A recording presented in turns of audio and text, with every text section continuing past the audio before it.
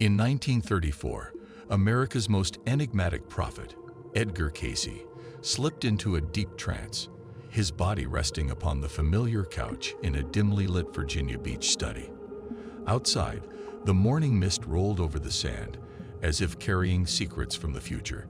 His secretary, Gladys Davis, poised her pen, ink ready, as the small circle of disciples watched in silent anticipation. This session, Cayce's voice murmured with a cadence that seemed to stretch beyond time itself, would later be lost to official archives. Hidden from the world, though its echoes would haunt generations to come. "Behold," Cayce whispered, his voice low, resonant, vibrating with a timbre that seemed to touch the edges of perception. "A leader shall rise, who speaks with thunder and divides the people as a blade cuts cloth. He shall build walls, both of stone and of fear, and yet within him a fracture shall run deep. The nation will tremble, yet the man shall not see the end of his days fulfilled. Beware, for his rise will mirror the unrest of the very land he rules." The circle shivered. Cayce's eyes, though closed, seemed to see a vision that spanned centuries. Years after its discovery, the page disappeared once again. No verified scan survived. Only whispers among archivists, and mystics carried its words forward. Yet the final line, in Cayce's unmistakable voice, endured. "The old dream shall die, and the new shall awaken not through power, but through consciousness." The prophecy, though centered on Trump's eventual fall, spoke also of what would follow. A shaking of the nation's core, a questioning of the values that had long been taken for granted. Cayce described a time he called the Night of Mirrors. "The land of liberty shall tremble, for its people shall see their own reflection. Money shall lose its meaning. Voices once silenced shall cry again. Comfort will turn to confusion, and the systems that promised freedom will consume it. Cities shall flicker like candles in a storm. The dollar, the altar of faith, shall falter, not from war, but from the weariness of those who believed endlessly in its promise. This is the night when men shall see themselves clearly and tremble not in fear, but in recognition." Gladys Davis leaned forward. "When will this happen, Edgar?" she asked cautiously. Cayce's lips moved in that slow, distant cadence that marked his trance. "Not in your days, nor those of your children. Only when the great towers have fallen, and the shadow of doubt stretches across every heart, shall come the one called the builder of walls." The room fell silent, each breath heavy with the weight of foresight. Decades later, a fragment of this lost reading surfaced unexpectedly in the archives of the Association for Research and Enlightenment. A single yellowed page, brittle at the edges, had been misfiled beneath a folder labeled Agricultural Prophecies 1934. The handwriting was unmistakably Gladys Davis's, with shortened symbols curling in her signature loops. But it was not the penmanship that struck those who discovered it. It was the subject. Here was a prophecy of a future figure, a man who would shake the very soul of America. Donald J. Trump, the builder of walls, both literal and symbolic. Cayce's words, carefully recorded yet never publicly released, began in a peculiar stillness, the kind that preceded revelation. "He will not complete the measure of his rule," Cayce intoned. "The land itself shall resist the division, and the people shall hunger for spirit over spectacle. From the spectacle shall arise awakening, and from chaos, clarity shall be born." In this vision, Cayce described a shock through time, a pulse skipped in the heart of power, a tremor unseen yet felt by the collective consciousness. "The great man," Cayce continued, "shall stumble, and his seat will fall vacant, if only for a fleeting moment. From the ashes of confusion shall emerge one unseen, a woman not of the old order, quiet in word but fierce in heart. She shall carry the flame of a new reckoning."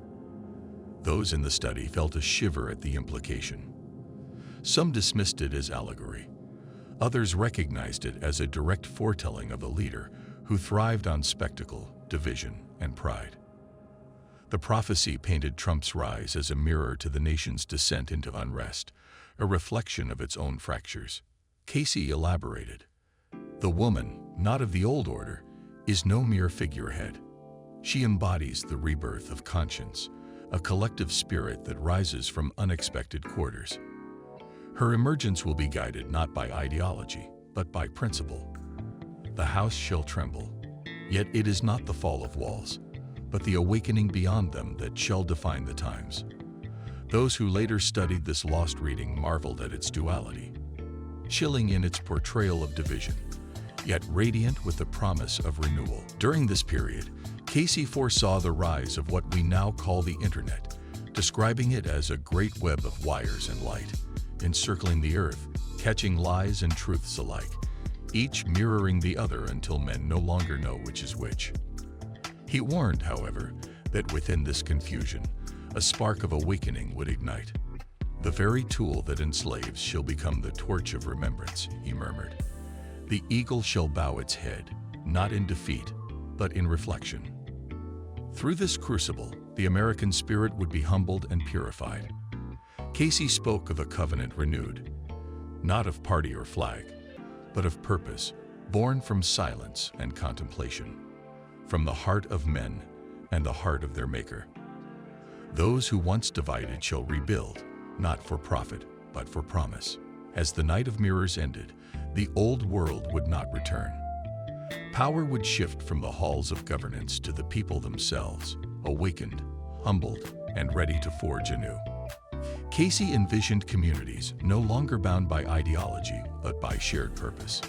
Small enclaves, villages reborn within cities, neighbors teaching one another to grow, share, and protect without command or profit.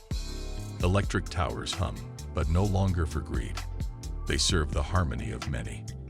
The net of light survives, yet becomes a mirror of understanding.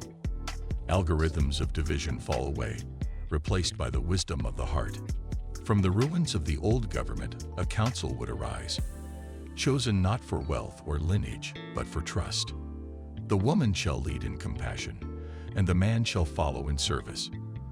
Balance will return to the house of the eagle, and its wings shall heal once more.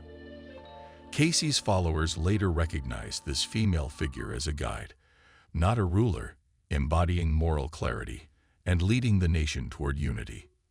Economically, the vision diverged from the old ways. Wealth shall no longer be counted in coins, but in creation.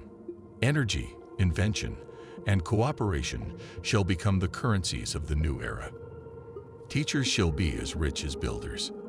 The children of this era, born during or after the night of mirrors, shall carry the memory of light even in darkness, rebuilding a planet with unity forgotten for centuries.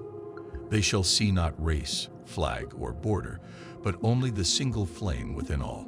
Cayce's final visions were luminous, transcendent.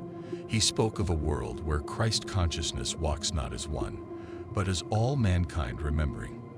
The dawn will not come from the east, but from within. Each soul shall be its own sunrise, and in that light, the world shall finally see itself, not divided, but divine. Scholars still debate the authenticity of this reading. Some claim forgery. Others assert the cadence, imagery, and uncanny insight are unmistakably Cayce's. The truth, like much in his archives, remains tantalizingly out of reach. Yet its resonance is undeniable. Within the prophecy lay a question, echoing across generations. Shall man choose chaos or consciousness? Its answer would shape the destiny of the nation and the world. Trump's rise, Cayce warned, was not the end, but a mirror, a catalyst for reflection. What follows, he foresaw, could birth awakening or repeat the cycle of division. A new generation, tempered by both ruin and renewal, technology and spirit, would emerge. Cayce called them the children of the dawn. They shall reimagine the world, speaking languages of cooperation and weaving light into meaning. Through their hands shall flow art that heals, thought that builds, and words that awaken. Cayce saw machines guided not by profit, but intuition, energy drawn directly from the earth and sky. Communication would empower purpose over manipulation. Education would transform, teaching first the self, then skill. Building without love would no longer suffice. Cities would become gardens, transportation silent, borders dissolved. Yet even this golden dawn would face trials. Shadows of the old world would arise, tempting men with illusions of perfection, control disguised as unity. When freedom is forgotten, the wheel turns again, Cayce warned. Still, he ended not in fear, but vision. The earth bathed in soft golden light. Nations replaced by truth. Christ consciousness as all mankind. The dawn shall come from within. Each soul its own sunrise. The world shall see itself as divine. This prophecy, whispered in a trance nearly a century ago, resonates still.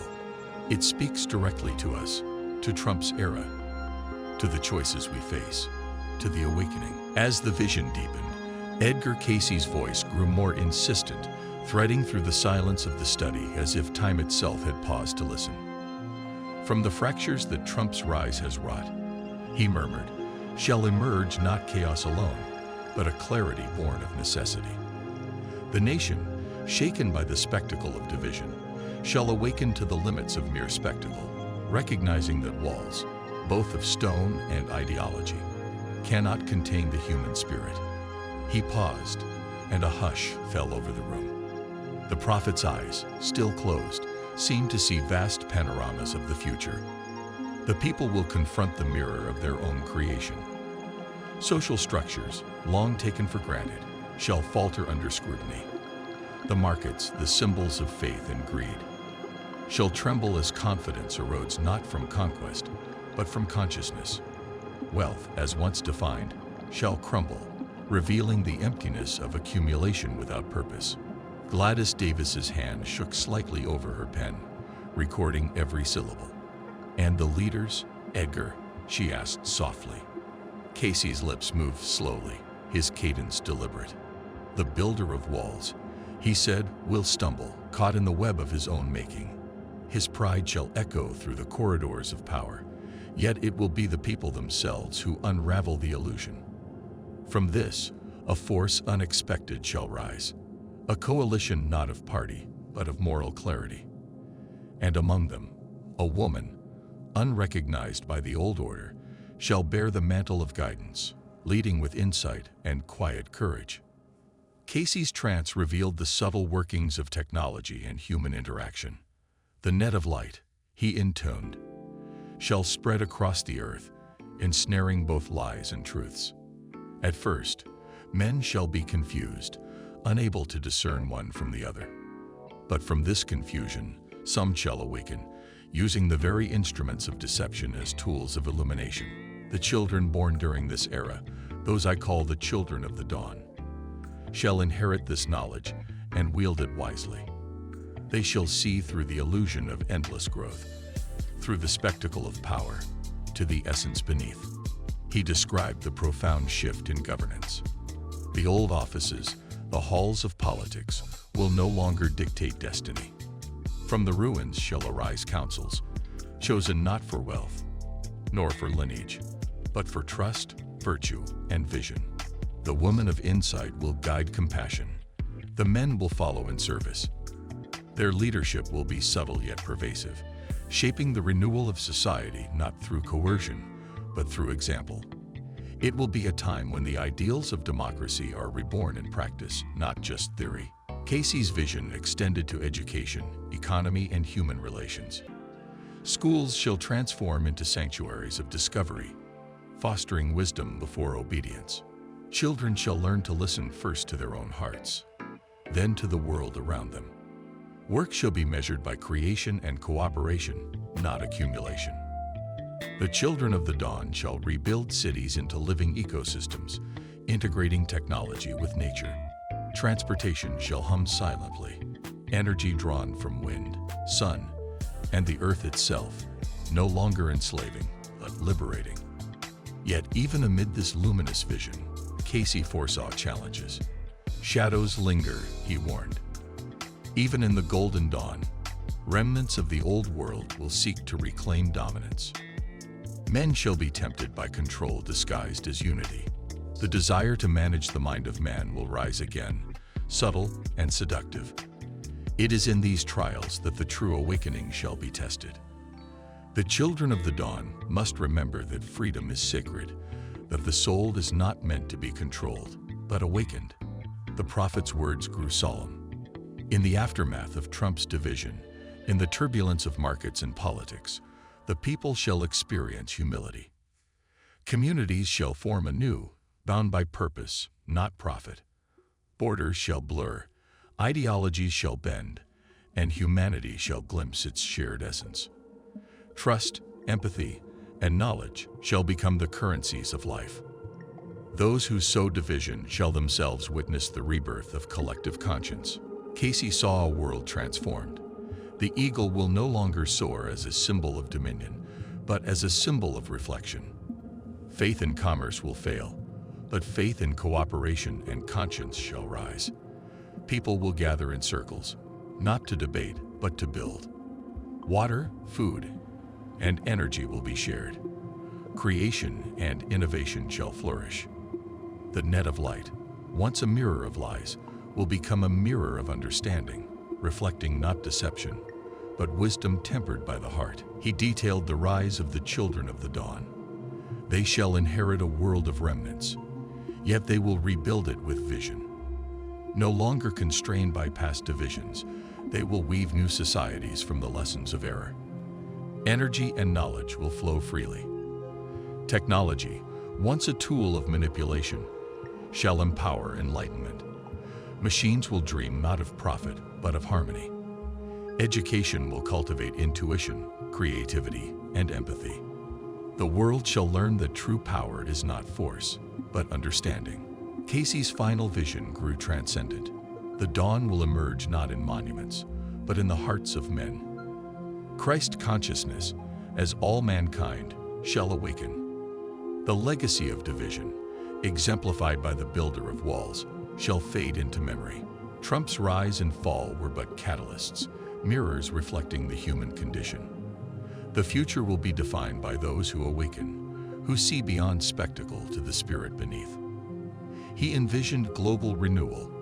Nations shall no longer dominate by might, but coexist through understanding.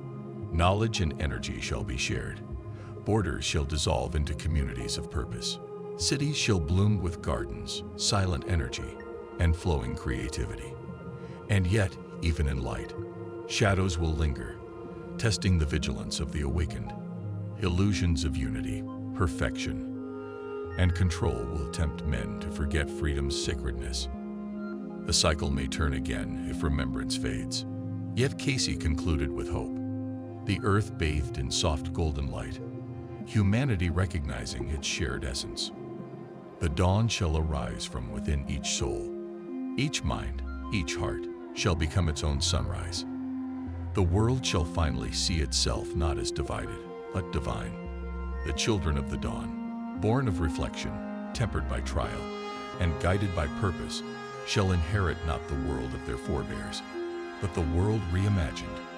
They shall teach machines to dream, societies to flourish, and humanity to awaken.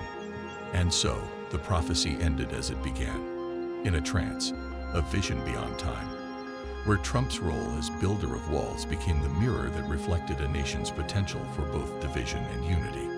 The reading's message remained clear. Through chaos, confusion, and spectacle, there lies the possibility of awakening. The choice is not in power alone, but in consciousness. The future is a covenant between those who remember, those who awaken, and those who dare to build anew.